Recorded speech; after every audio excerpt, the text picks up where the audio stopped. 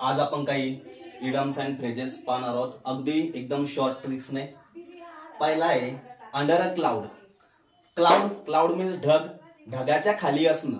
ढगाच्या खाली असणं म्हणजे आपल्यावर असं समजायचं की आपल्यावर एखाद्या संशयाचं ढग आहे, आपल्यावर एखाद्या संशयाचं ढग आहे, कुणीतरी आपल्यावर संशय घेतं। Under a suspicion, suspicion means संशय। ग्रीन थंब मीन्स जेव्हा आपलं फर्स्ट वोटिंग असतं, जेव्हा इलेक्शन असतं आणि इलेक्शन मध्ये काय, जेव्हा आपण जेव्हा वोट द्यायला जातो, वोट दिल्यानंतर आपल्याला आपल्या थंबला इंक लावली जाते, इंक।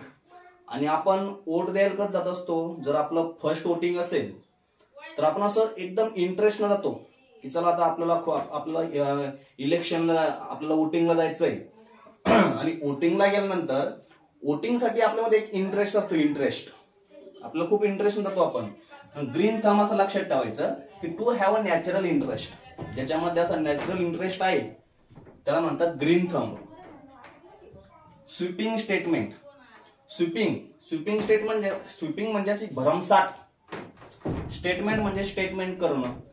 एखादा जर भरपूर स्टेटमेंट करत असेल, मी असं करेल, मी तसं करेल, मी असा होईल, मी तसा होईल, म्हणजे तो काय करतो, थॉटलेस स्टेटमेंट। त्या स्टेटमेंटला काही अर्थच नाहीये, निरर्थक असतं, निष्फळ, व्यर्थ, थॉटलेस, विवेक शून्य। ज्या स्टेटमेंटला काही अर्थच नाहीये त्याला म्हणतात sweeping statement. Flogging a dead horse मेलेला घोडा, आणि फ्लॉगिंग म्हणजे चापकाचा मार देणं। जर तुम्ही मेलेल्या घोड्याला चापकाचा मार देणार आहे, तो घोडा उठून पळायला धावणार आहे का? नाही धावणार, काहीच फायदा होणार नाहीये। जर तुम्ही मेलेल्या घोड्याला मारत असाल तर काही फायदा होणार आहे का? नाही, त्यामध्ये तुमचा वेळ वाया जाणार आहे। म्हणजे काय होतो याचा अर्थ, wasting time in useless effort, म्हणजे ज्यामध्ये निरर्थक प्रयत्न करणं, म्हणजे निरर्थक प्रयत्न करणं, निष्फळ गोष्टीमध्ये वेळ वाया घालवणं, wasting time in useless effort. A wild goose chase, wild goose means हंस, चेस मीन्स पाठलाग करणं। अ वाइल्ड गूज म्हणजे जर एखादा जंगली हंस आहे आणि जंगलात तुम्ही त्या हंसामागे पळवते, त्या हंसाला पकडण्यासाठी, हंस आपल्या हातात लागणार आहे का? नाही लागणार, तो जंगलात पळून जाणार। आपण किती पळालो तरी तो कुठे गायब होणार, काही फायदा होणार आहे का? नाही होणार, म्हणजे फुटाईल सर्च। आपण निरर्थक सर्च करतोय, काहीच अर्थ नाहीये त्या सर्च करण्याला, फुटाईल सर्च। गोइंग प्लेसेस, भरपूर प्लेस आहे, जगात भरपूर प्लेस आहे आणि त्या प्लेसला प्रत्येक ठिकाणी आपण भेट देतोय। हे कधी शक्य होणार आहे, जेव्हा आपण खूप पैसा कमवू, जेव्हा आपण खूप यशस्वी होऊ। आणि जर आपण यशस्वी झालो, जर आपल्याकडे खूप पैसा आला तर आपण जगातील प्रत्येक देशाला भेट देऊ शकतो, जगातील प्रत्येक ठिकाणी आपण जाऊ शकतो। मग कोण जाऊ शकतो जगातल्या प्रत्येक ठिकाणी? जो टॅलेंटेड आणि सक्सेसफुल आहे। जो टॅलेंटेड असेल आणि जो सक्सेसफुल असेल त्याच्याकडेच पैसा येईल, आणि तोच नंतर प्रत्येक ठिकाणी भेट देणार आहे। म्हणजे going places, talented and successful. या ठिकाणी इथं लक्षात ठेवायचंय, गोइंग प्लेसेसचा मिनिंग होतो टॅलेंटेड अँड सक्सेसफुल। शॉर्ट ट्रिक्सने लक्षात ठेवायचं। चिक बाय जॉल मीन्स जबडा, चिक मीन्स गाल आणि जबडा एकदम जवळ असतात, जवळ म्हणजे एकत्रच असतात। चिक बाय जॉल, गाल आणि जबडा जवळ असतात, म्हणजे त्याचा अर्थ होतो व्हेरी नियर। या आयटमचा अर्थ काय होतो? Very near. Get the sack, sack म्हणजे आपली बॅग आपली बॅग देऊन टाकणं किंवा बॅग घेणं, get the sack. Dismiss from the job, म्हणजे एखाद्या कंपनीमध्ये असतो तेव्हा त्याचा बॉस काय करतो, त्याचं जे सामान असतो, त्याची जी बॅग असते ती बॅग त्याला देऊन टाकतो आणि त्याला लात मारून काढून टाकतो, जाय बाबा तुझं काम इथलं संपलं, तू जा। म्हणजे त्याला डिसमिस फ्रॉम द जॉब, त्याला जॉबवरून काढून टाकतो। कसा काढतो? गेट द सॅक, तुझी बॅग घेऊन चाल, निघ, काय घेणे तुझ्या वाचून। डिसमिस फ्रॉम द जॉब, त्याला जॉबवरून काढून टाकणे। अ रेड लेटर डे, आपले जे स्पर्धा परीक्षेची तयारी करणारी पोरं असतात ते वर्षभर अभ्यास करतात, पोस्ट मिळवतात। पोस्ट मिळवल्यानंतर एमपीएससीतून पोस्ट मिळवल्यानंतर राज्यपालाकडून एक नियुक्तीचं पत्र येत असतं। आणि ते नियुक्तीचं पत्र असतं, जॉईनिंग लेटर जे असतं ते आपल्यासाठी खूप खूप अभिमानाची गोष्ट असते, आपल्यासाठी खूप इम्पॉर्टंट असतं ते आपल्यासाठी, की ते रेड लेटर डे आलं म्हणजे ते लेटर बघून आपण एवढं खुश असतो, इतकं आपल्यासाठी इम्पॉर्टंट असतं, ते खूप इम्पॉर्टंट असतं.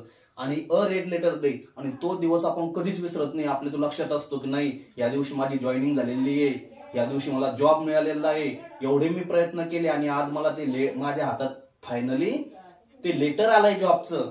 म्हणजे तो आपल्यासाठी अन इम्पॉर्टंट डे, तो आपल्यासाठी खूप महत्वाचा दिवस असतो. मग लक्षात ठेवायचं, red letter day means an important day, खूप महत्वाचा दिवस असतो आपल्यासाठी तो.